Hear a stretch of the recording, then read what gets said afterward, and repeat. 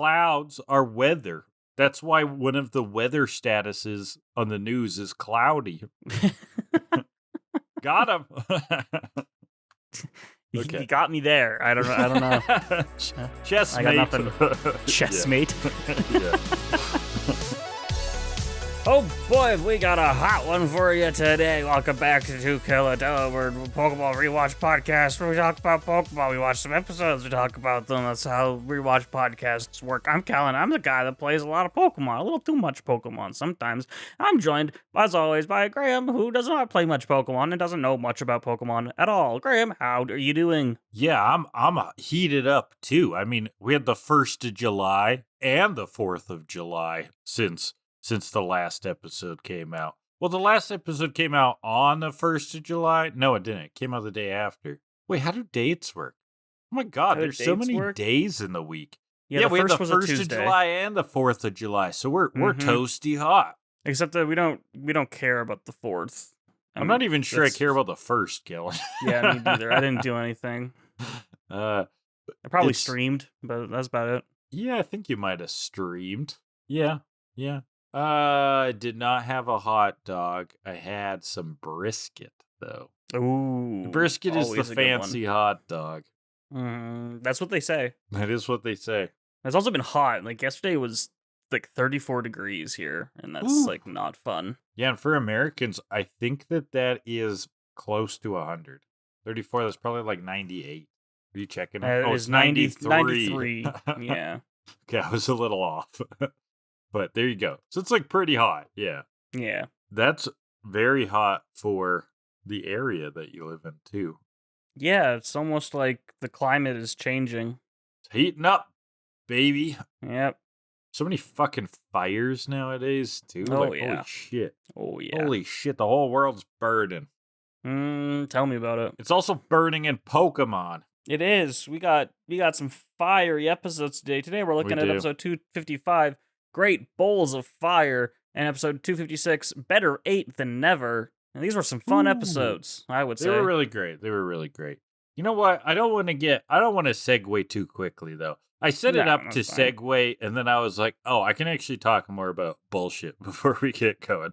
I had a friend visit this week, okay? Stayed for a few days. I don't live in the same city as a lot of my friends anymore, right? I don't know if you other, adults can attest, but people move away, people start families. Good to see people when you can, but it just happens way less often.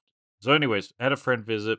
We had at least one full day where we knew we had nothing else to do.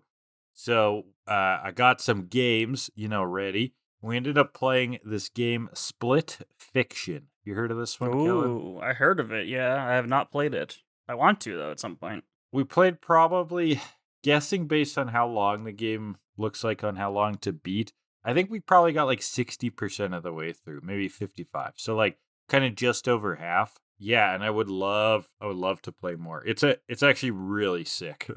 What a cool game. It's a really fun game. I played It Takes Two, and it's the same developer, so I imagine it's... Yeah, it's pretty good. And I really enjoyed It Takes Two. I haven't played It Takes Two. I think that... Oh, it's great. I think it's probably just an extension of that philosophy of gameplay. Maybe not the exact same gameplay elements, but the same philosophy. Do you know anything about the plot or the premise? Nope. Okay, so it's about two amateur writers. And one is a fantasy nut, and the other is a sci-fi nerd. And there's this this happens in the first 5 minutes. And there's this corporation who's extracting ideas from writers with a machine. Okay. Oh. And so they're supposed to get in their pod, and then it's gonna create all of their ideas or whatever, get all their ideas. And then the two characters, one of them is I don't want my mind read, and they start fighting it, and two of them fall into the same machine, okay? So that's your two main characters. And now inside the machine, it's turning all of their story ideas into real-life experiences that they have to survive. So the two of them have to work together to survive through each other's story. And of course, when you're in the sci-fi one, the fantasy person's these are so dark and brooding, like, what's wrong with you? And then when they're in the fantasy one, they're like, this is so stupid and frivolous. Like, they're kind of like at each other's throats. Mm-hmm. But yeah, but it's like constantly changing gameplay, right? Yeah, that's what It Takes Two was, and I liked that a lot about it. So yeah, Split Fiction definitely sounds interesting. I would like to play that at some point. Did you like wait and play It Takes Two on the Switch, or did you play it at like a relative's house? No, my friend had it, and so I downloaded the friend pass thing so we could Okay. play it together. Then we streamed it. This was a while ago. Oh, you played it on PC? Yeah. Oh, wow, nice. Nice. Yes, I would recommend this game. I don't know how the friend pass thing works now that you bring that up. I'm like, could I get you or someone else a copy? I don't know. I've got it on PS5, so Yeah, I don't know if there's cross-platform, but it's it was just that cross-platform. I don't know how that works. he owned it, and then it's basically as if it was couch co-op. I had the friend pass, so I didn't have to pay anything because he just owned it. And Oh, right. So then you don't like own the game. I but don't you own can, it, like, but we can play it together. Oh, that's actually As if pretty we were in neat the same place. Yeah. As if it was couch co-op, yeah. Right. That's which was pretty really neat. cool. Yeah. No, I've just been playing Pokemon still, usually, and I did it, people. I beat the Woo! fucking Nuzlocke. That's the real celebration this week. You did it. Took me like 60-some attempts and 41 streams, but I did it. I clicked into your stream and just saw the words "the end." Yeah, you showed up 5 minutes late. And I was like, congrats, and left. Yeah. Yeah, you dropped in, you're like, I just saw the end, and then I heard nothing from you anymore. Yep, no, that was it. Yeah. That's how it goes. I was out typically. and about. I was making connections. I was taking names. No, I you're was doing kicking some ass. networking. Yeah. I was networking. Gross. No, I have no idea what I was doing, but congrats. Like, it was crazy hard, right? This was quite the achievement. God, it was so hard. It was still hard even with your modified check lock rules, right? Even when I cheated, yeah, it was still hard. So what was the cheat? You just started, like, basically saving at certain points? The idea was that I can make a checkpoint after a gym if I have gotten to that gym and through that gym without having lost any Pokemon. So I had a checkpoint at Gym 2 because I got from the beginning of the game to Gym 2 without losing any Pokemon. And then if I wanted to make another checkpoint, I would have to make it to Badge 3 without losing any more Pokemon. I never made that checkpoint. I went from Badge 2 to the end of the game, which was a surprise to me. Wow. So, okay, so you didn't really even need to cheat that much. No, it only cut out about an hour of gameplay. You just streamlined it a little bit. Gameplay, yeah. Yeah. But that doesn't seem like a massive cheat to me. Not that I know that much about it, but the cheat that wasn't technically a cheat because it was fully within the rules was the fact that I ended up with a legendary Pokemon. Ooh. And that carried me. That was luck, yeah. Yeah, in the Celestial Tower, I believe it's called, I was going for an Absol or a Spiritomb, and I ended up with a 1% Cresselia encounter, and somehow caught it, and that shit carried me through the rest of the game. Which was amazing. I don't know what the fuck a Cresselia is, but that sounds great. Sounds good. It's very bulky, and so it absorbed many hits. Okay, so it made you give your team a tank. Yeah, exactly. And it worked out. We won. We did it. Can put that one on the shelf. Nice, Kellan. And then I saw you're trying some kind of Coliseum randomizer now. Yeah, I figured out how to randomize Coliseum, so I'm blazing through a Coliseum randomizer.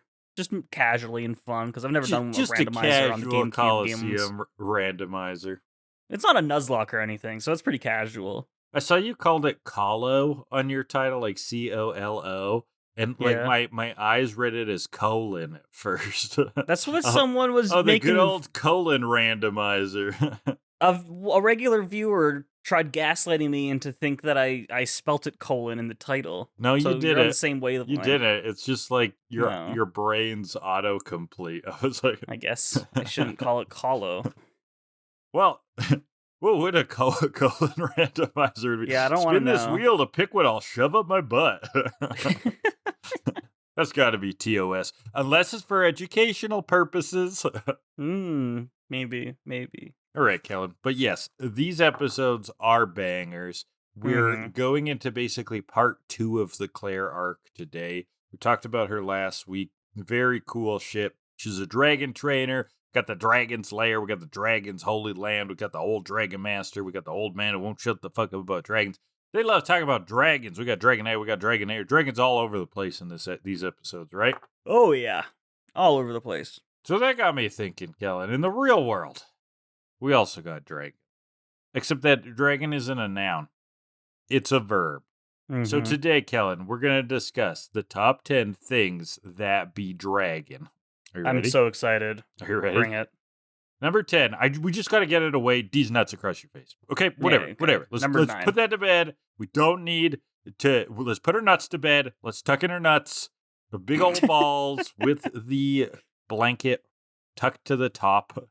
So little pubes poking over the top. We don't need to be making these jokes. Quit while you're ahead. Number 9.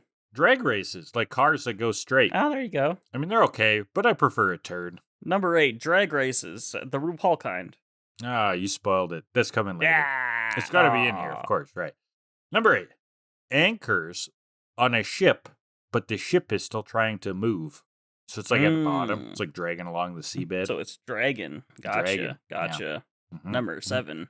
A long, deep pull from a cigarette, a.k.a. taking a drag. Oh, slang clever. for you. There you go. Ah. Yeah, dragging on some of them darts. Some of them darts. Hey, bud, you got a fucking dart for me there? Or some chew. Some chaw. Hey, you got some fucking chew for me there, buddy? My grade 11 law teacher joked about rolling chaw up into darts and calling them charts. He's like, you gonna smoke some charts after school? And that's what we call doing our math homework. Yeah, it was great. Number 6. Number 6, the 2009 movie with Justin Long, Drag Me to Hell. Did it drag on? I've never seen it. I heard it's pretty good though. If you like campy horror. Gotcha. Sam Raimi Number 5. directed. Number 5, a long line at the car registry, aka it's a drag. Oh, it's such a drag. It's such a drag. Such a drag. Number 4. Well, the drag coefficient from physics, it's what gives us like what's the word? Fuck if I know. You do know it's in Mario Kart where you can like go Drift? behind. Is that what they call it in Mario Kart? Drafting? Drafting, yes, but it's what gives us like air friction and air tension and stuff like that. Aerodynamics. Yes, exactly. Fascinating. Well, number 3. 3. Hose. The garden variety. They drag in the dirt. They do. They really do. Mm-hmm. Number 2. Hose. Santa's ho-ho-hos when his sled is dragged by the reindeers. Jesus. Number 1. And that's where we got it. Drag shows. Come on. Drag bunch, the whole variety. They're fun. They're great. I was at a little pride festival, okay, in my city the other day. It was around noon and they were doing like a drag brunch show, public free. It was fun. And okay, that song, they were playing the one performer was dancing to the song. How does it go? Don't you want me, baby? Don't you want me? Whoa. You know that song, right? Yeah, of course. Right. But what they had done is they just taken the opening, she was working at a waitress at a cocktail bar, and looped that the whole I've heard time. that, yeah. And I'm like, and I didn't catch on for way too long. Until I was like, wait a minute. They've said the same line over and over. It's like the our house in the middle of our house. Our house. Yeah. Yeah. Or I've heard one too that's like One Direction, you don't know what makes you beautiful, but it's you're so insecure. You're so insecure. You're so insecure. The whole song. You're so insecure. Oh my god. The evolution of parody. Yeah. Let's take the essence of the song and explode it. Let's jump into episode 255, Great Bowls of Fire. Woo! Yes, we got a great bowl of fire, and it's firing all over the place, and this episode's on fire. But we got to start with a recap, of course. Mm-hmm. What the fuck was going on? Remember, there were battles, and the battle got interrupted, and there were fangs, and where the fuck's the fang? And oh my god, the Dragon Slayer, and then we're in the Dragon's Holy Land, and Team Rocket had convinced the Dragonite that lives there that they were good. And so then the Dragonite starts attacking the gang when they show up. And then we have a mysterious guest. Who that, Kellan? Who's coming? It's Charizard. Yes, of course it's Charizard. We saw his big, beautiful face, and it is Ash's Charizard, because he flamethrowers Ash's face just like good old times right away, and then starts hugging and licking him. Yeah, that was a little strange. I didn't expect him to start licking Ash, but all right. Ash is like, just like good old times. I'm like, did he used to lick Ash? I don't really remember that. I don't recall that one. But the old guy is super confused, and here's Liza and Charla from the Pacific Valley. They're here too, returning characters. Right, and remember, Charizard was left to train with Charla and Liza and all the other, and the whole gang of Charizards in the Pacific Valley. So they're coming here. It's actually Liza coming here, and Charizard is still on his training. Charizard didn't just show up because Ash was in trouble. Yeah, this is a total coincidence. Total coincidence. They're here, they like to come here to train. Claire knows her. Brock has been filled with sadness and longing since they last met. Also, he's full of baloney, as Misty says. Yeah, Misty's like, more like filled with baloney, you pervert. Claire and Lisa, I think it's actually pronounced Lisa. Lisa have known each other apparently since they were little. She brings Charizard here to train sometimes, though he tends to like just being Charla's bodyguard. So they're a little bit in love. It's cute. Yeah, and then they start playing "And I Will Always Love You" from Kevin Costner's The Bodyguard. From Kevin Costner's The Bodyguard. Kellan, from Kevin Costner's I don't The know Bodyguard. that one. Okay. I don't know that one. I think you were singing it, but the noise gate cut out. Oh, probably. Because I heard a ghost singing. I was holding it. Yeah. I was holding it trying to hold it real long. Brock wonders if he's the only one that has not found love yet. Oh, Brock. Someday. Not the only one. No, there's a few. There's a few people in the world, I think. Yeah, probably. Yeah. Like Tamaku-san. She's probably still racing after random people. Yeah, the guy down the street, I think he's single. So. Yeah. Well, Team Rocket, we see them. They're going supersonic through the air with Dragonite. He's taking them somewhere nice, somewhere safe, where they'll be protected. We'll see where they're going.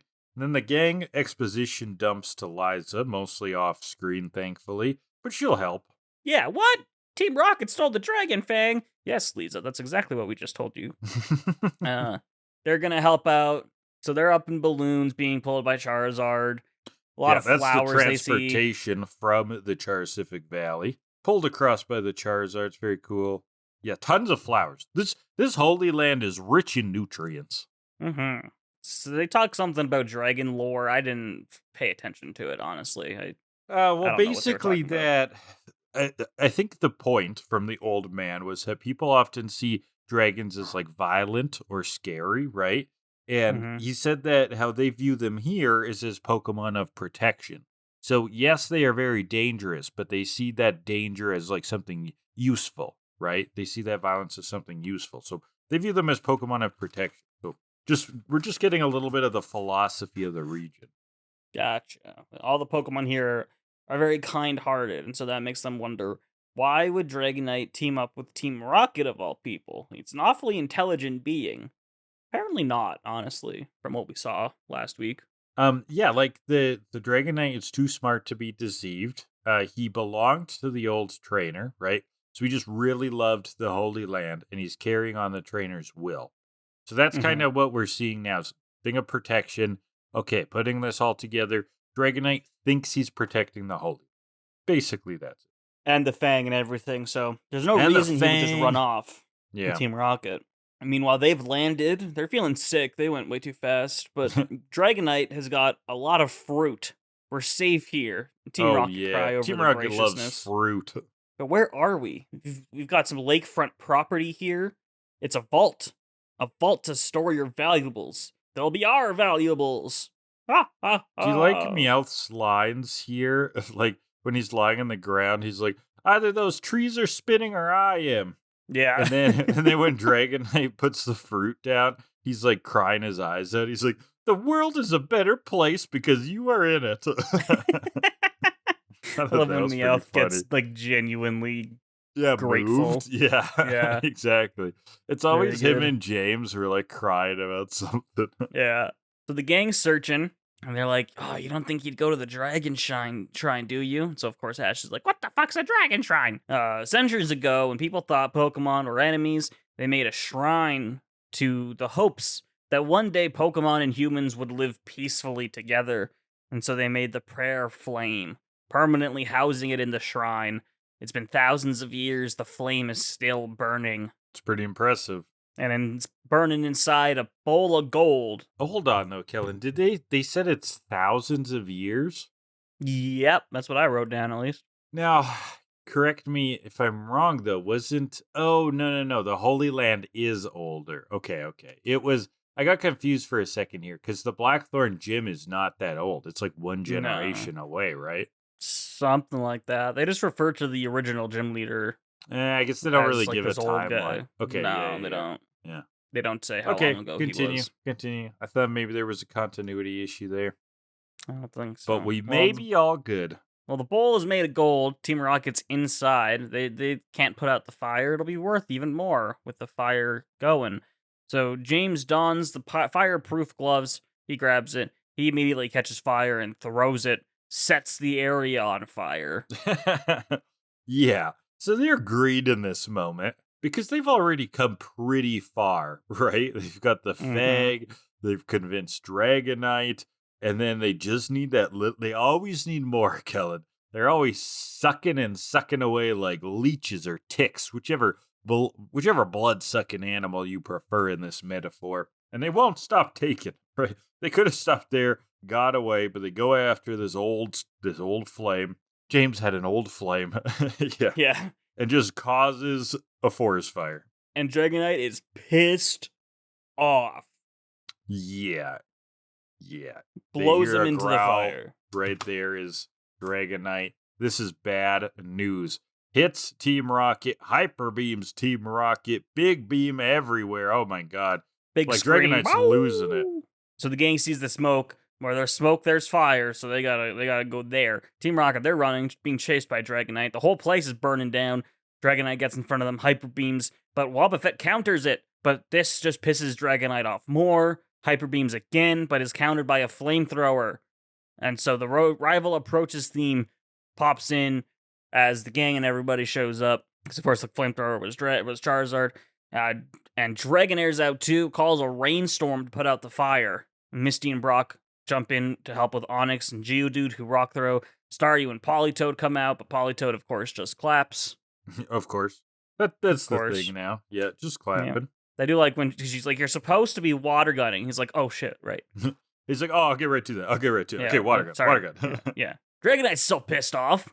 Team Rocket, they're grateful to the gang. Old guy just takes the Dragon Fang back. And Claire tries to reason with this blind rage Dragonite, but nearly gets hyper beamed herself. Dragonite is in the middle, what they call attack rage, but really it's outrage. Okay, let's get into that then, Kellan. What is outrage? Outrage is a dragon move from Generation 2, where it's very powerful. The user gets locked into it for 2 to 3 turns, and then eventually confuses itself. So you're locked into the move for a bit, and then you're confused, so it's a bit of a risk-reward type move. Okay, yeah, you're right. That does line up with what's going on here. They say it's like when a dragon Pokemon attacks too much, it like loses itself and goes into this confused stupor where it just kills and kills and kills. It rips bloody parts from every Pokemon it sees, leaves corpses we got Rattata tails just hanging out of its mouth. It's cracking Geodudes like coconuts. What's inside? Blood. They're animals. Well, yeah, when dragons use a lot of attacks, they go blind with rage. They can't stop. So Pikachu tries to thunder it, but he gets whacked. Real visceral whacking from the tail. Oh, yeah, good old smacking and whacking. Charizard catches him. What a good outfielder, Charizard. Mm-hmm. Playing left field, center field, right field, whatever he wants. Shortstop. We know positions. Oh, no, that's an infield. Okay. Yeah, I think it's only the 3 field positions, isn't it? Fuck, I don't know. Remember I said Jose Bautista the other day? And Tristan in the comments called me out that he hasn't played for the Blue Jays in like 8 years. I mean, I wouldn't have known either. The name sounded familiar, but I wouldn't have been able to even tell you he was a Blue Jay. So Charizard's a baseball player. Dragonite's trying to go for Ash, but Charizard intercepts. And the other Pokemon in the forest, they come in, they try to make Dragonite remember, and he squashes them all, tears them to pieces. Dun dun dun. Blah. They're wondering what could have done this, and James, he might know. He's like, we kind of took the flame. They're like, how could you do that? He's like, I had cheap gloves. That's the problem. Yeah, that's the problem. We cut our costs and our stealing materials. So Politoed water guns the shrine, and Claire is like, can I leave this to you, to the old guy? And he's like, sure, but then I don't think we ever see the old guy doing anything, and he ends up back with the gang in the first place, so I don't know what the hell she was leaving him to do. What has she left him to do? Yeah, I have no idea. So there's more good music. I noted this was a really great soundtrack episode. Yeah, I mean, it used the soundtrack really well. I think this is the episode 2 also. I don't know if it's this one or the next one. But where we get, to me, I don't know what song it is exactly, but to me, it was reminiscent of Lance's theme in Red and Blue, in the original Red and Blue. Like, it wasn't exactly, but it had parts of it. It had that, like, duh, duh, duh, duh, you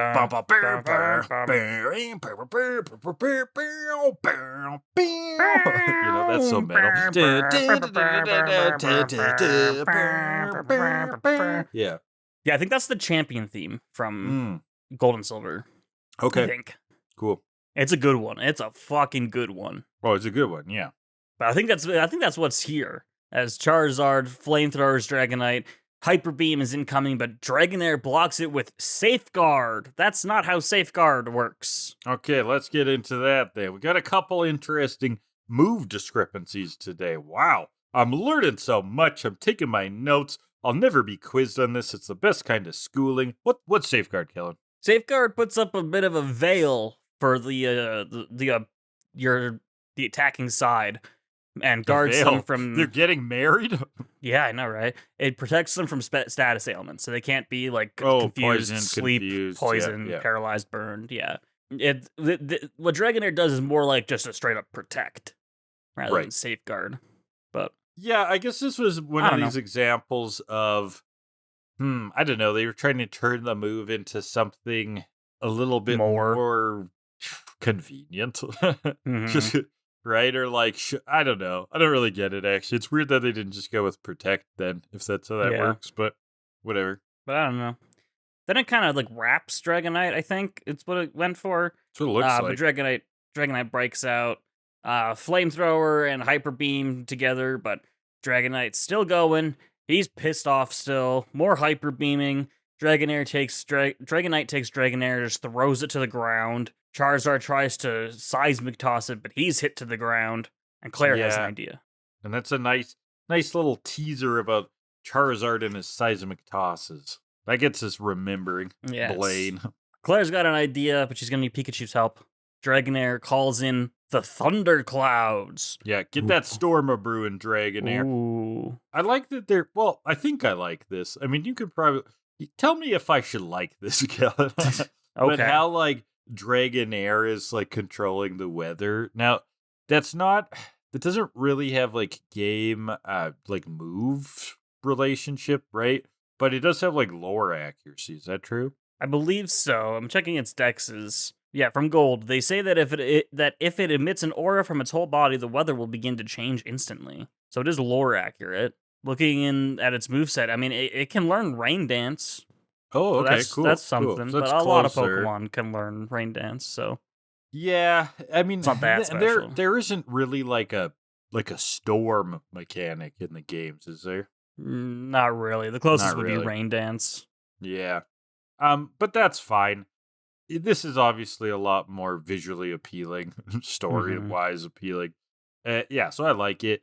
And it's a while till there's like a Pokemon introduced that's a very much part of the weather, right? Like maybe Gen 3 there's that, or is it Gen 4? I'm thinking of that bird that's also a cloud. Oh, Castform. Yeah, what's that thing? Castform is Gen 3. It's the one that has all the weather moves and it changes form with the weather. Right. I think you were thinking of the Gen 5 genies, what are they called? Forces of nature, like Tornadus. Tornadus Thunderous. I'm picturing something that's blue. It's like a blue bird with like cloud body. Let me send you a photo of Thundurus, and let me see if that's what we're thinking of here. I actually know. No, but No, that's not it. cooler. No, Cloud body. I'm thinking of Altaria. Altaria. Yeah. Yeah, okay. What gen's that from? That's also 3. Yeah, okay. So 3, right? 3, they kind of got into the weather a little bit more. So that's where maybe that would click even more. But we're teasing weather manipulation. Yeah, though I don't know if Altaria has like weather lore. I don't. Oh, think. really? He looks like a fucking cloud. Yeah, it is a cloud essentially. Yeah, okay. But, doesn't the Dex entries are just talking about like its beautiful singing voice. But clouds are weather. That's why one of the weather statuses on the news is cloudy. Got him. Okay. You got me there. I don't know. Chessmate. I got nothing. Chessmate. Yeah. Where were we? So yeah, Dragonite calls in the thunderstorm. If Dragonite is still for just a little bit, that might be enough. We might be able to get it. So Charizard flamethrowers, but the winds shut it down. Dragonite's doing like a whirlwind attack, which it can't actually learn whirlwind. So I don't know. I think he's just got his wings going in overdrive. It almost felt like there's like an aura emanating from this beast. His anger has taken manifestation. The drag coefficient is going crazy. Physics be wild. And the physics are nuts in this situation. Right, so Dragonair now, with that storm, there's like zapping coming down, right? Hitting the Dragonite from the storm.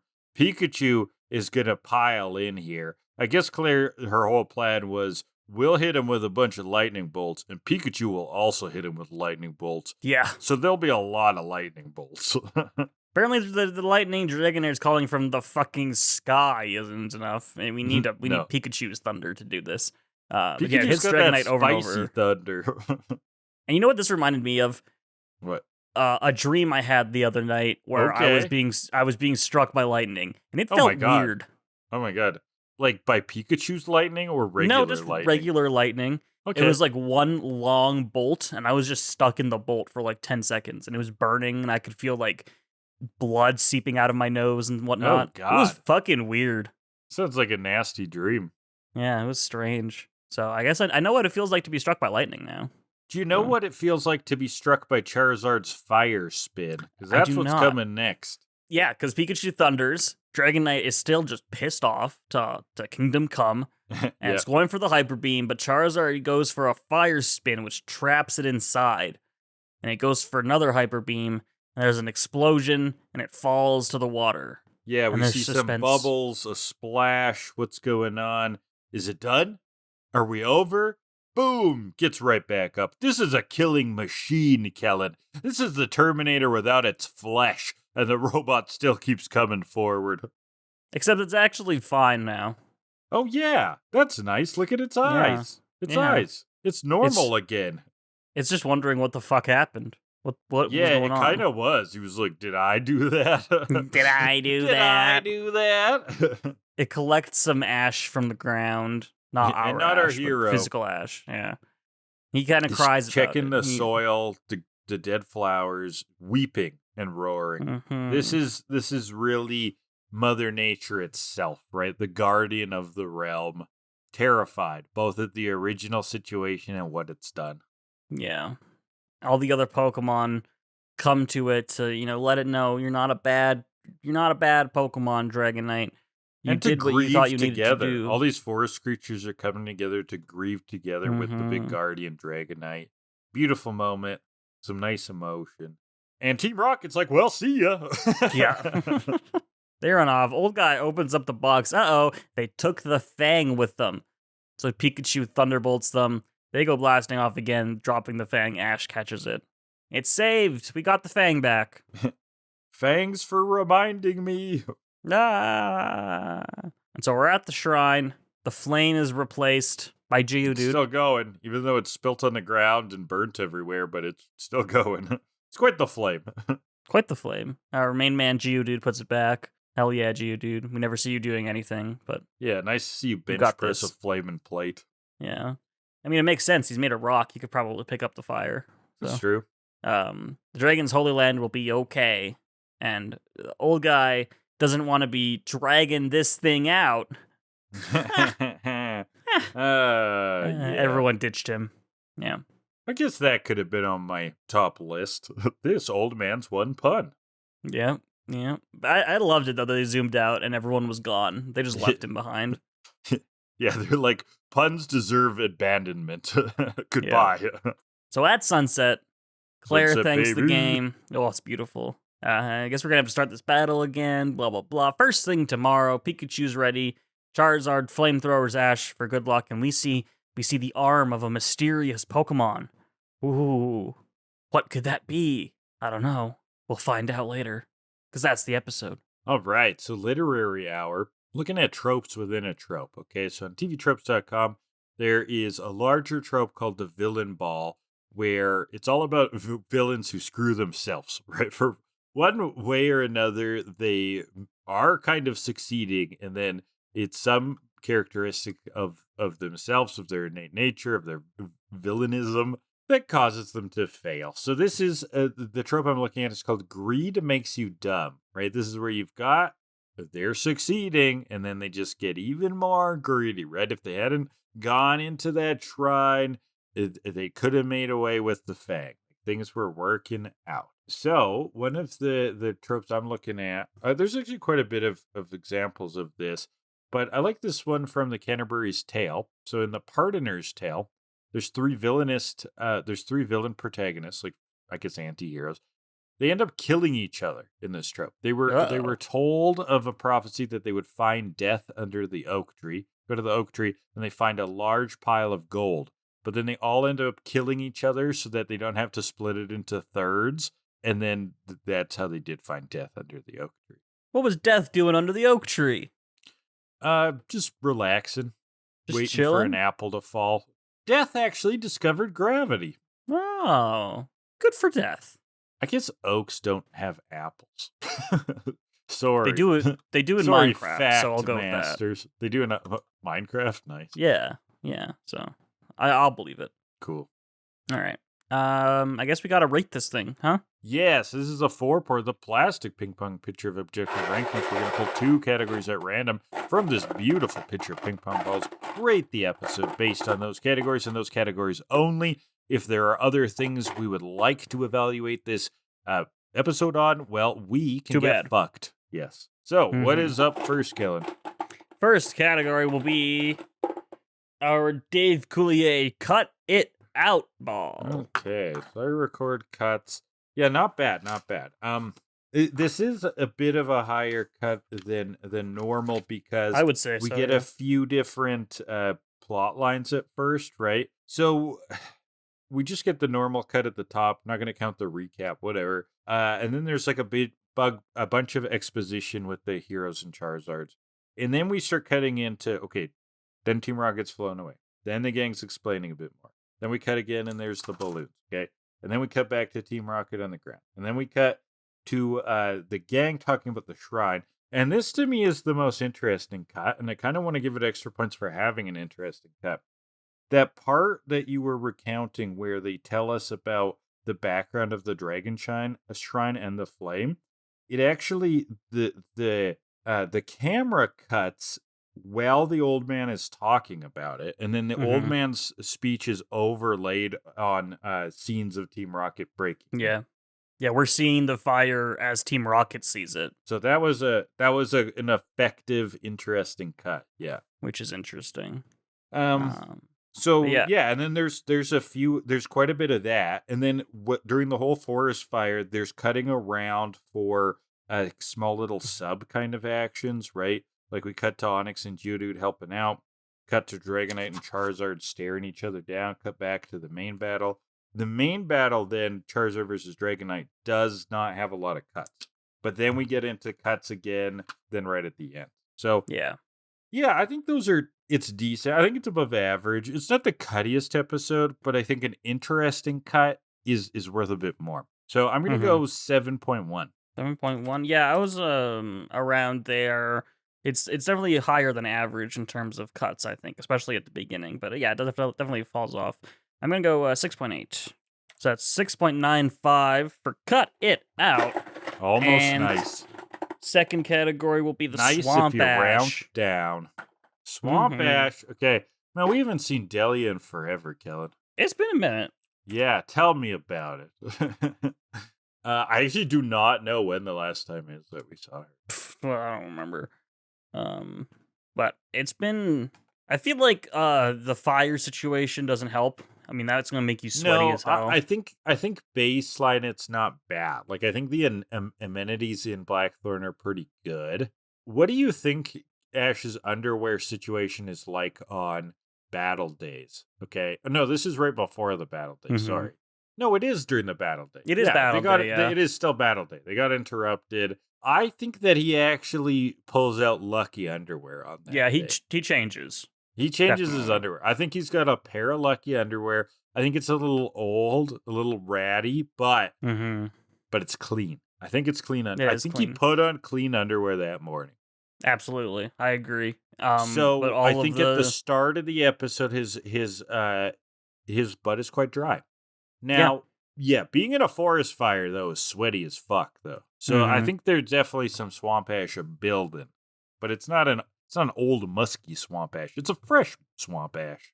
A fresh, clean, beautiful swamp ash. Yeah. So where would you put that, Kellan? I would put that probably around like a 3.8. Yeah, I'm close. I'll go 4.1. So that's 3.95 for that. Overall, for Great Bowls of Fire is 5.45 average, which I would say is for better than average episode. Yeah, it was a better than average episode. It had a rampaging Dragonite fighting a Charizard. We've got a shrine. Shrines are cool. They sure are. You know what else is cool? What's that?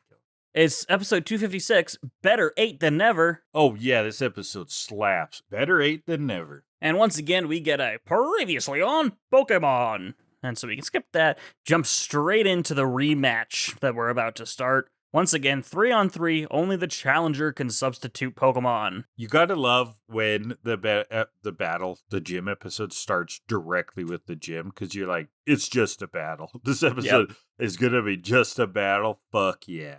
Yeah. So, Claire's starting with Kingdra again. Ash is like, I knew it. And I'm like, well, like, yeah. Yeah, obviously, yeah. I mean, okay. But Ash is the one who's made some changes. He's bringing out motherfucking Snorlax. I'm not gonna lie, I did not expect that. I mean, who did? It comes out of absolutely nowhere. Yeah, apparently he switched Snorlax it out again. recently. Yeah. Yep. Goes for the Hyper Beam to start the battle music coming up. It's dodged with Agility and Swift, which just bounces right off of Snorlax. Snorlax goes for a Body Slam, but Agility dodges, bounces right into him and off him again. They can't get a physical hit in. Is absorbing every blow. Yeah. And so Kingdra goes for a Hydro Pump, which is dodged, but oh, no, it's not dodged. He gets hit. And Hyper Beam from Snorlax also hits. Meanwhile, we see Lisa and Charla. She's just feeding Charla, and it's like, I gotta go get to the gym match, so enjoy. Yeah, okay. That's fine. Back to the battle. Snorlax is diving to dodge now. This big old bear of a beast can swim, and we've seen it swim. So it's going to go for a body slam, right? But like underwater body slam, it can't keep Kingdra below him because Kingdra can just swim around him in that underwater. He weighs less underwater. So Kingdra's above, and now Snorlax is underwater, and the order to Kingdra from Claire is Hydro Pump his ass when it comes up. Okay? And Ash is like, Snorlax, you can hear me through the water. When you come up, come way up. Come up plus more. Jump like no white man has ever jumped before. Yeah, you can dunk, Snorlax. Don't let them tell you that you're too fat to dunk. You can dunk. And he flies through the air, and then he does like this like lean back. I didn't really get this, Kellan. That helps him absorb the Hydro Pump better or something. It just dodges it, I think. He leans back and it just misses. Lean back. And so Kingdra goes for another Swift, and Ash is like, Snorlax, you can take this one. But it doesn't seem to. It actually hurts Snorlax. And then he takes a Hydro Pump to the face. He's got a ton of HP, but he's got a limit. Yeah, but he bounces back. Kingdra is tired, and so Brock gets it. They're using Snorlax's endurance to wear out the opponent. It's like that episode of The Simpsons where Homer just gets beat up in the boxing ring to wear out the opponent and then knocks him out with one punch. Yeah, just like that. Snorlax and Homer. It's the same thing, same episode. I love the episode where Snorlax does medicinal marijuana. I think I missed that one. Oh, okay. It's great. It's a classic. Well, Snorlax goes for a Hyper Beam, but it's dodged, and the synth gym music comes in as Snorlax goes for the Ice Punch for the KO. Brock thinks Ice Punch makes a lot of sense. Yeah, I wanted to ask you, does it? Okay, here's the thing. So last time... Here's the thing. Listen. So last time, they were like, Kingdra is a water Pokemon, but it's also dragon. That means it counteracts the electric attacks, and they don't do anything. Right? You remember that? Yeah. Okay, well, dragons are weak to ice, but water resists ice, so it should be neutral, just like fucking electric moves. It's the same thing. It's the same thing. Okay, so like it wasn't a bad pick, but it's not like an incredible pick either. It's a good. It could be worse. The only good pick is dragon. That's Kingdra's only weakness. But Ice Punch is fine. Okay. It's neutral. Yeah. Just like Thunderbolt should have been, but wasn't apparently. Okay, but he does say. Wait, hold on. He says dragons have trouble with ice. That's true. Though. Yeah, they're weak to ice. That is true. Okay. Yeah, but Kingdra's water type. So it's resisted, so it makes Brock it neutral here, where he's correct about the theory, but he's simplifying it, not totally applying it correctly. Yeah. Brock is actually a great example of the Dunning-Kruger effect, where he's got like the overview of the concept, but he's far from an expert. Yeah. So Lisa's here. She's shown up. The battle's gone. Battle goes. Oh yeah. The actual battle goes on and on until Brock and her are together. Yeah. It ran away. Brock's a lover, not a fighter. Yeah, he hits on there. Okay, moving on. Now we see Team Rocket. What have they been doing after all that Holy Land shenanigans? They're digging. Okay, we're back to a good old-fashioned Team Rocket plot. They're chanting while they're digging. So we get the chant here. Yeah, I didn't write this one down. I meant to go back and look at it because it was like a whole thing. They're singing the motto. Yeah, and it was done differently. Like, they didn't, like, stop and, like, insert the motto. They're just doing, like, a hi-ho, off to work we go thing, but while digging. Yeah, it was great. If we draw the Team Rocket motto ball, I'll go look up the script, but for the time fun being, enough. I it definitely felt, though, like, they're like, look... there are these episodes where Team Rocket doesn't need to be in the episode, but it's like they're contractually obligated to have them in or something. So they like put them in, but it's like it's a much quicker use of the chant, right? Yeah. It was like a time saver chant. And they're like not a part of the main plot at all, which I appreciated this time because I didn't need them interrupting the gym fight again.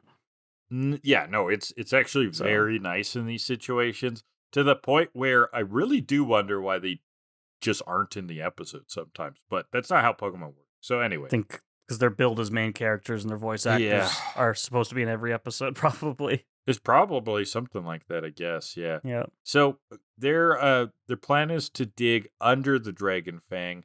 So they're checking a map. You know, Meowth's been navigating. Yeah, we're there. We should be right there. But there's water leaking from above. That's where Meowth double checks the map. Uh-oh. We're under the lake.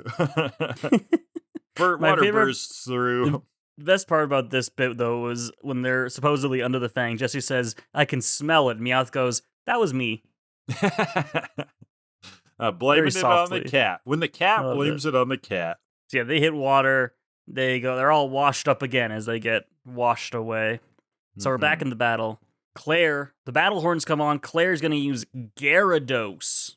Ooh, interesting choice. Fun. Yeah, not actually a dragon type, but whatever. Not actually a dragon. Not a dragon. Well, it has access to some dragon kind of moves, I guess. It's dragon in all but the typing. Yeah. Like Charizard. So Snorlax is up to hit this thing. They go Hyper Beam versus Hydro Pump. Hydro Pump overtakes it. Snorlax, he's tiring out now. Yeah, I mean, he just went through a heck of a battle. Gyarados is going to hit us with this move, Dragon Breath. Now, Kellan, I didn't really remember this thing. Do you? Yeah, Dragon Breath is another one of them dragon moves that was introduced in Gen 2.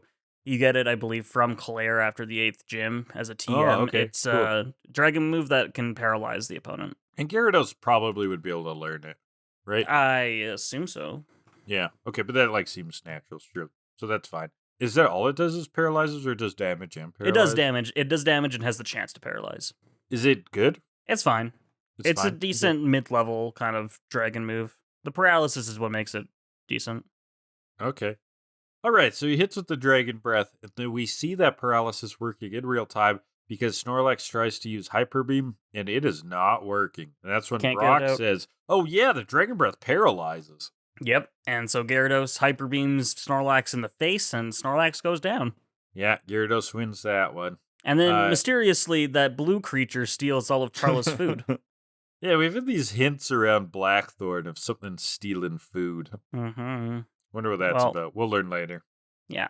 Now it's time for Pikachu. Great choice. Gyarados is quad weak to electric. So yeah, great. That's a good one. Music comes up again as Gyarados goes for the Hyper Beam.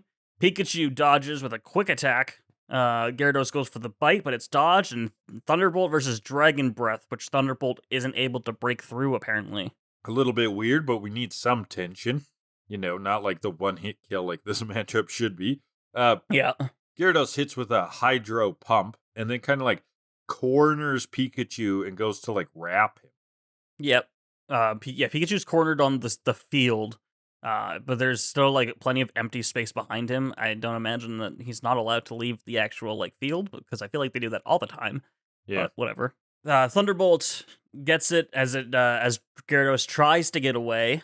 But Gyarados tries to bite again, but it's dodged, and Claire just tells him to keep up the bites. I feel like a bite from this thing to a Pikachu is just eat the Pikachu. Yeah, it's like a one bite sort of meal. Yeah. Well, Pikachu keeps dodging. Hydro Pump as Pikachu's cornered again, but agility. This was wacky. This was awesome. Goes for the Hydro Pump. It was awesome, but I sort of don't get it. It goes for the Hydro Pump, and Pikachu uses agility to run up the Hydro Pump. Oh yeah, he pulls a Jesus. He's walking on water. And Thunderbolts Gyarados point blank in the face, knocking it out. He does. But it was the running up the Hydro Pump. It was so sick. He can do that? Apparently. So he's just moving so fast, he can like skip up the water stream. I guess so. I guess so. Yeah. It's like Jesus. That's how Jesus did it. I Pull think he just ran Jesus. really fast. Pikachu would be the Pokemon Jesus, too. He Does would that be, make yeah. Ash God? No, that's a good question. And Well, I don't Brock think- the Holy Spirit. It makes so much sense. Yeah, there I you always go. knew the Holy Spirit would be the horny one. Sure. Yeah. He's going around imbuing people. How many people get taken on by the Holy Spirit? Come on. Too many. Too many. Holy Spirit's a pervert. Well, Team Rocket, they now have the mail order mechanical Meowth mining machine to dig Yeah, through nice for. little Meowth mecha. Mm-hmm. The sensor is picking up signs of the Dragon Fang, so they go up. They emerged right in front of Charla. This wasn't the Fang they had in mind, but technically it is a Dragon Fang. Technically, it's a Fang, Charla's Fangs, who then flamethrowers Team Rocket. Yep, and they had some food with them. They dropped them, and this mysterious blue creature again steals the food. What a hungry little blue thing. Yeah, very interesting.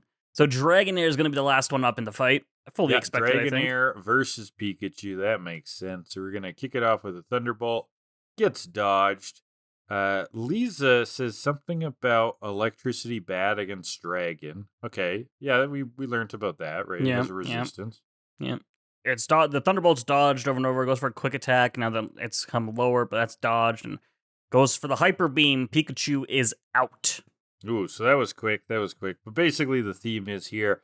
Claire's Pokemon are tough. If you win one battle, you're not winning the next. Yeah, that's true. So now it's Ash is down to one Pokemon. It's 1-1 now. And it is Charizard's turn. Finally gets to see Charizard in a fight again. Yeah, with Lisa around here, he actually gets to use Charizard in the battle. This could make a big difference. I think that the whole delay of the battle, going to the next day, people coming to save him, really changed things, Kellan. Really worked out in Ash's favor. I think it worked out. Now, the old man is he's making some changes. Hits a lever, actually opens the roof of the stadium. This battle now has earth, wind, and water elements. And fire elements. Earth, wind, and fire. Oh, I Earth, remember Wind, that. and Fire, right? Because I thought to myself, Because it's do in you September. remember? Yeah. It goes for the flamethrower first, but Dragonair goes underwater, emerges in hyper beams, which is dodged, and flamethrower is dodged. We see the water; it's kind of receding. Flamethrower is steaming it out. Oh wow! So much flame. That's the we're so much flame that we're gonna change the match. Yep. And so Dragon Rage from under the water knocks Charizard down, but he gets back up and flamethrowers again. That's dodged, and a hyper beam is knocked back by a fire spin. And I noted the music here. I don't remember this music, but it was good. Like, I didn't recall it. Yeah, I mean, this was maybe where I thought the Champions theme had kicked in, but I'm not sure. I don't think it was. I think it was that first episode. Okay. So, yeah, this was like a full power fire spin is the command. When the whole flames settle, all of the water is evaporated. Yep. It doesn't look especially steamy, though, did it? Like, shouldn't it be like the craziest sauna if all of that water evaporated? Yeah, they should all be like sweating like crazy. Yeah. But I guess and then you could have had a joke where like the old man is like sitting back with a towel, like cracking a beer. Like that would have been funny. That would have been good. But it's time to take it to the sky. So Charizard goes for a flamethrower, but a safeguard blocks it. And one of them just says, "I guess Dragonair is still able to use safeguard." Yeah, no Why shit. Wouldn't it? Why wouldn't it? Okay. Sure. Because they don't really ever address forgetting moves. No. So, well, it goes for an Iron Tail to the face, and a second one. Yes. The Charizard grabs the second one, goes for the seismic toss. I love it. Catch the tail into seismic toss in the air. Now, the seismic toss should end it, right? Seismic toss is huge, but Dragonair's got something up its sleeve, up its slithery body. It doesn't wear a shirt. I don't know what to say for that metaphor. It goes for a Dragon Rage while it's being spun around. Okay, during the toss. And so Charizard hits the ground pretty hard, but he's not out yet. Dragonair goes for a Hyper Beam, but it's dodged. Flamethrower, dodged. Iron Tail, grabbed again, going for another seismic toss. Yeah. To which Dragonair goes for another Dragon Rage, but Charizard goes for a Fire Spin into it, creating this great circle of fire, and he goes for a flaming seismic toss. Ooh, what an upgrade of a move. Huge flame storm spinning around the world. Kablamo. And then it's a giant fire spin here to create some suspense, and we eventually see Dragonair has, in fact, gone down. And Ash has won the battle. Ash wins. Claire looks upset for a moment, but then smiles. She's happy to pass on the Rising badge. And he has 8 badges now. And so we got a question here from Gary Oak, already with 10 badges again. Oh, wow. Catch up, Ash. Gary asks, the Johto Gym challenges are finally done. What was your favorite and least favorite gym battle, all things considered? And what was the most standout moment in any one match? Oh, my God. Isn't that tough to remember? Because gym battles kind of blur together for me. Yeah, and Johto's so long. I remember Morty being kind of boring. Yeah, Morty was boring. And recency bias, I liked the Price episode, actually. And part of that was less about the battles, but more about his icy demeanor being melted. Yeah. Pardon the pun. So I liked Price. Yeah, I was kind of interested by the Price plot. Now, I don't really remember much about the Jasmine fight. Do you? I'm trying to remember. I think it was good. I think. Chuck is a fun character, so that was okay. Yeah, that was a good one, too. I think Chuck's character might be one of the better moments. Yeah, he's just overall. A blast. Faulkner wasn't a bad start. No. Bugsy, I don't remember anything about Bugsy. Kind of forgettable. So. Morty was forgettable. Whitney's Milk Tank was good in the sense that it made you feel like it makes you feel in the games, which is this like giant wall of a cow. Mm-hmm. With the rollout and everything, that was really good. So yeah, I mean that's a quick overview. But as favorites, I'm probably gonna go with Price. I might go with Claire. I mean, Claire's a bias, good maybe, choice. Yeah, I almost maybe didn't want it good. because this just happened, but it might be the best one. Claire has the sickest like gym leader design too. Yeah, right. Just like how her hair looks and her attitude, like very cool character. Commands dragons, like that's sick as fuck. Yeah. As for a specific moment, I can't remember any. You I know, asked we're me just to tripping remember around trying to a remember specific moments. moment. Yeah, I don't know. I'd have to watch What them is a again. moment? What's your What is favorite a moment? moment, Gary O? What have you been doing this whole time? Are you still doing that extreme skateboarding thing? Yeah, you tell us. You asked the question. What was yours? Question of the day, everybody. What was your favorite gym leader moment in Johto? Favorite gym leader moment? Probably when all the water got evaporated because there was a sauna. That's not. I don't choose that just because that's the only one I can remember right now. No, not at all. No. Well, back into the episode to finish it up. We're at sunset again. Beautiful sunset. Lisa and Charizard are going to head back to the Charcific Valley. Ash has finally qualified for the Johto League tournament. What challenges await him there? Stay tuned and find out, because that's the episode. A quick one, because it was very action-packed. Very action-packed, yeah. Not plot-heavy, but fun, exciting, and we're moving along. Mm-hmm. So, the trope I'm looking at for Literary Hour is actually bookends. Like when you open up with one kind of scene, end with another. It's about the seismic toss, though, okay? Apparently, and I kind of forgot this, though, there's a similar flaming seismic toss in Falconer's battle.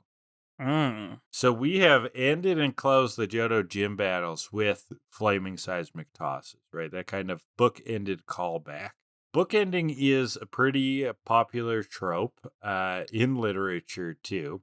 There's stuff like in American Psycho, the book, beginning and ending with the color red and the protagonist reading a sign.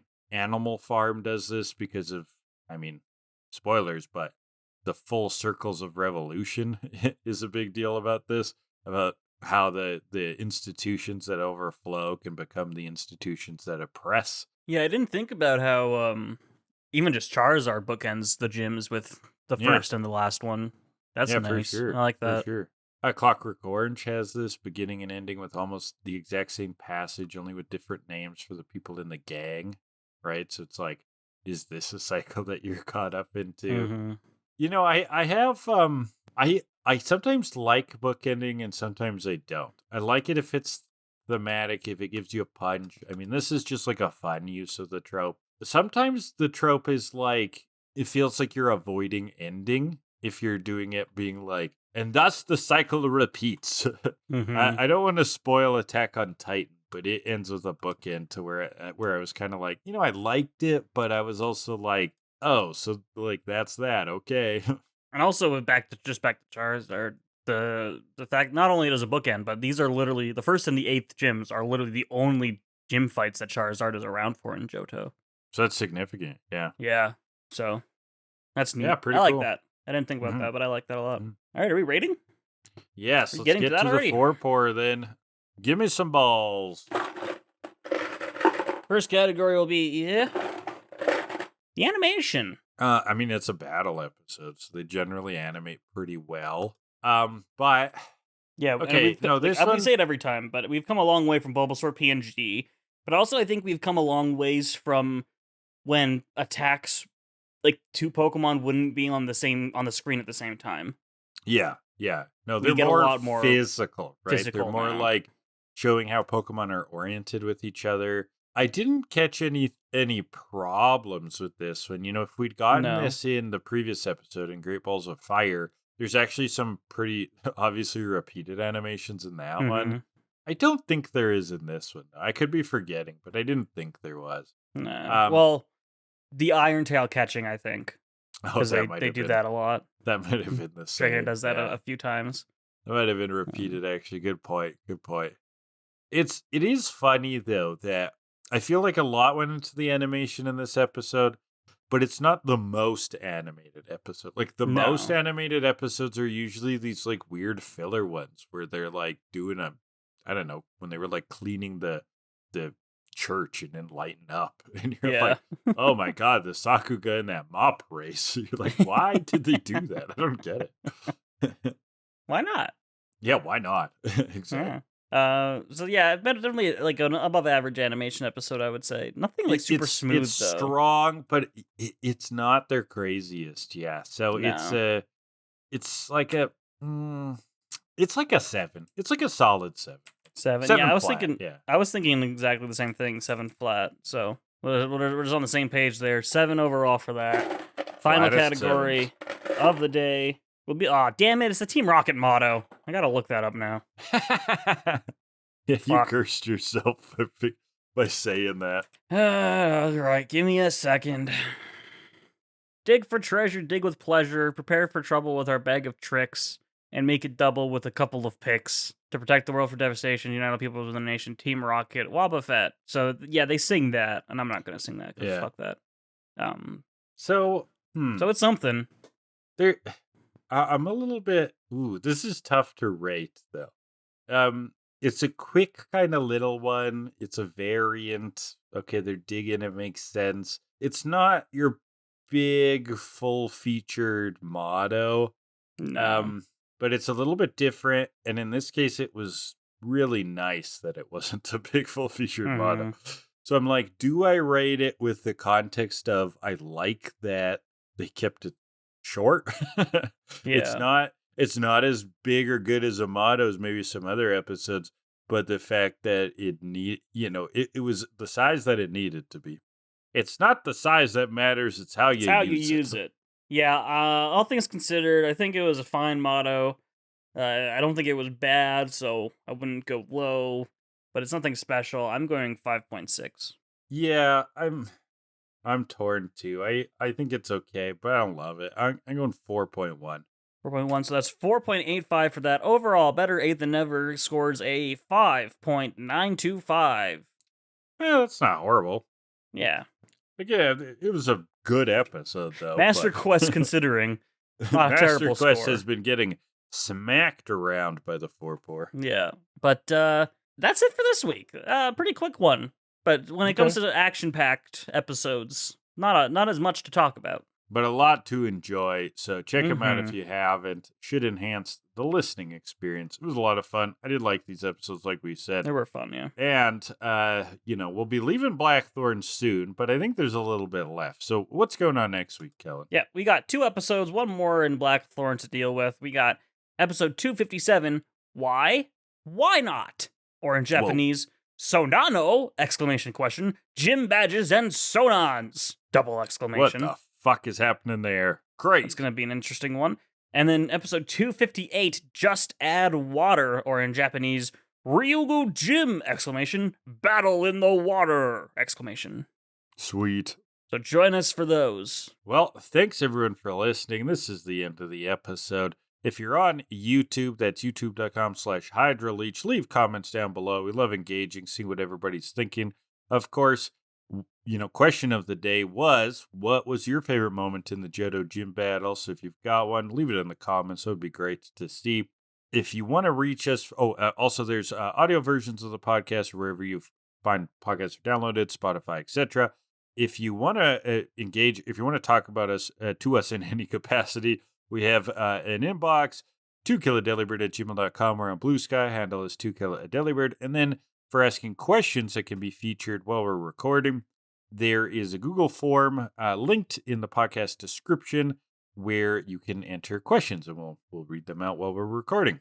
Intro and outro music is 80th Synthwave by Alexi Action. Kellan runs a TikTok, tiktok.com/HydraLeeches, and then Twitches all the time, twitch.tv/HydraLeech. We talked already about what's going on there. It's a blast. And then there is a Patreon linked also in the description. It is a tip jar if you want to help support the channel. Give a buck, give nothing, give whatever. It's there. It's a tip jar. Thanks very much. Anything else, Kellan? No, I don't think so. I think we can leave. What did we learn this week? We learned that dragons are protective creatures and are not scary. So if you're ever going to be eaten by a dragon, just remember that and don't be scared. I learned that Dragon D's nuts is still a timely and topical joke that still works today. If you meet a dragon and it's about to eat you, you just say, "Dragon, what about Dragon D's nuts?" And then it won't eat you. It'll just cry. Because it got smoked so bad. Yeah. And it's resistant to fire. No, it's weak to fire. It's resistant to fire. It's resistant to fire, yeah. It's resistant to everything. It's resistant to ice, but it's not. No, but it's weak to ice. Oh, it's weak to ice. Get your type table straight. Jesus. I can't remember that shit. To be fair, I have trouble remembering resistances too. So. A couple of there's the intuitive ones, and then there's everything else. Yeah, that is true. They resist fire, water, grass, and electric. That's what it is. Ah, okay. Bet you your mom resists grass. Oh. That didn't make sense. I bet you resist grass. That's why you don't touch it. That's why I don't go outside, yeah. There's a joke. Well, no, if I resisted grass, I would go outside. If I were weak to grass, I would stay inside.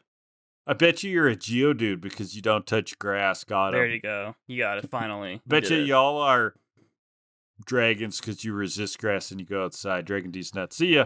All right, yeah. Let's quit while we're ahead here. Were we ever ahead? I don't think so. I don't think we ever were.